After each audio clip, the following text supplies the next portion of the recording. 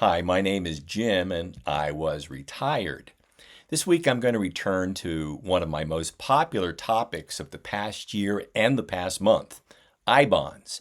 Last month I made clear in a video that this fall I was going to redeem I-bonds and buy T-bills.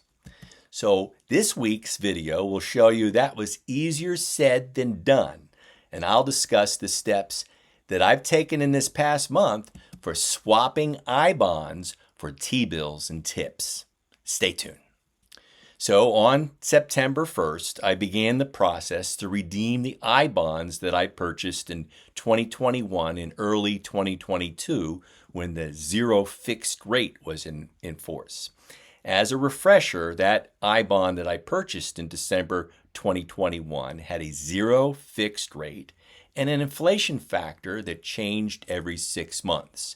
It began its short life earning 7.12% for 6 months. Then it earned 9.62% for 6 months. And then 6.48% for 6 months. And finally, I've just completed earning 3 months of 3.38%. And I'll show you a chart in a moment. But first, please like and subscribe to this channel if you like entertaining ideas from a DIY retiree. Now here is that chart that I've showed in my prior video about that $10,000 I-bond that we bought in December 2021. Now I bought one and Marie bought one. And here is one of those and what it has earned each month. And in prior videos, I made clear my intention to redeem in early September and then surrender those months of interest for June, July, and August. And that would collect $1,208 worth of interest. So that's the transaction that I made. So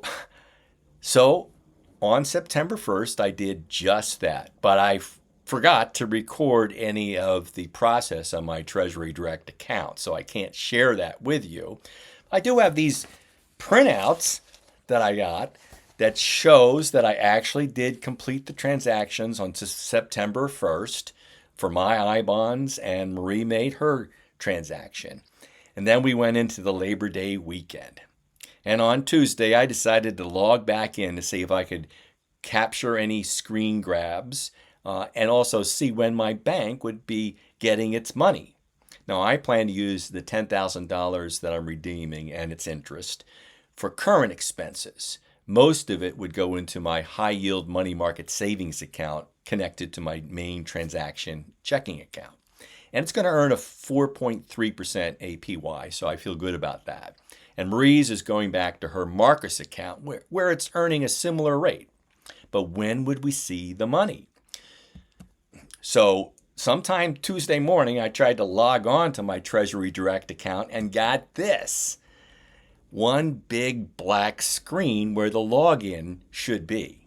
I even later on got something that looked a little nicer, but still could not log in.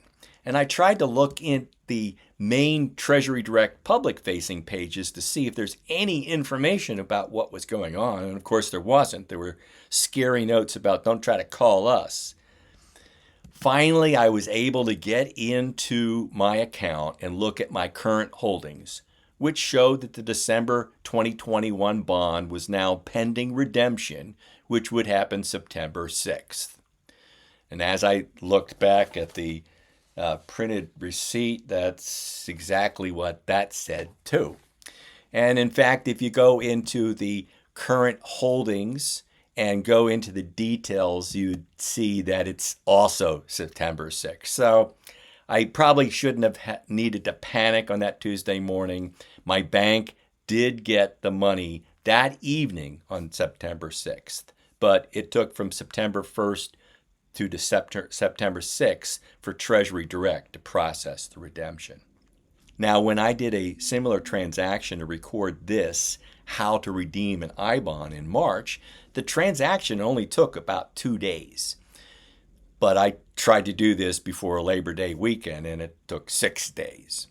And that's one word of caution. And if you're using I bonds as part of an emergency fund, you may need to wait a few days to get your money, sometimes longer than others. Be careful about that. Now, I have another set of I bonds that will be ready for redemption in December. And going back to my spreadsheet on I bonds, you can see that $10,000 I bond that I purchased in March 2022, and Marie purchased a similar one, we are likely to redeem that in December and surrender September, October, and November interest amounts and collect that $1,208 in interest. Now, my spreadsheet, which shows each month and the secret formula that Treasury uses for this, is only one way of doing this. You could also go out to ibonds.info, and I'll put a link below to that. That's I, like an I, bonds.info. You can look up your I bond. But note, when you look on this chart, it's only showing you the actual value without taking into account that you're going to lose 3 months of interest. So you need to be aware of that. Now, I found another website called eworkpaper.com with its own I bond calculator. Now, this one shows accrued values and redemption values, but I'm not sure about the numbers. It might need a little additional work on this paper. It says redemption value would be 11,208, and that's the same as my calculation. But the rows reflect end of month. If you go to the top of the table there, April 1st, 2022 really reflects the value of the bond that it earned in March 2022 when the composite rate was 7.12%. That was the first month of that. And then the 6 months down, so it's really a row behind in its calculations. And just also something to keep in mind, everyone that creates a spreadsheet like this makes some assumptions about how you read the numbers. Be very clear about how you're reading the numbers. Now, the other part of my strategy was to lock in nominal Treasury bills and notes for bucket 1 and 2 in the past few weeks. And I've been rolling over 30, 60, and 90-day T-bills into 6-month, 12-month, then 2, 3, 5, and 7-year Treasuries. All of this in my rollover IRA. Now, you're not taxed on transactions, and you don't have to worry about the taxation of interest on Treasuries in your IRA. You're going to be taxed as ordinary income one way or the other.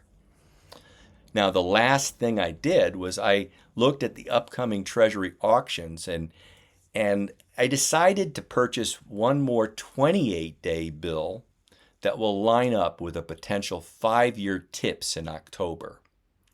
And as I've said in prior videos, I'm not sure that we will see higher rates than today. Maybe in November, the FOMC will raise rates one more time if core inflation ekes up past 5% or headline reaches 4%. But they may not. They may decide in September, at the end of this month, to issue a new projection, the summary of economic projections, and say they're done. That was the last rate back in July. So I'm not sure. And I'm not going to try to time the top. I think it's wise for me to start using short TIPS, 5-year TIPS, in my bucket 2 rather than a TIPS fund. I'm sure, like many of you, got burned by TIPS funds last year, and I've decided to minimize those and go with individual bond holdings. Now, I'm going to conclude with my standard warning. I am not a professional planner. I have no initials after my name. So take these as entertaining ideas from one educated consumer to another. Always do your own due diligence and seek out a professional if you need one.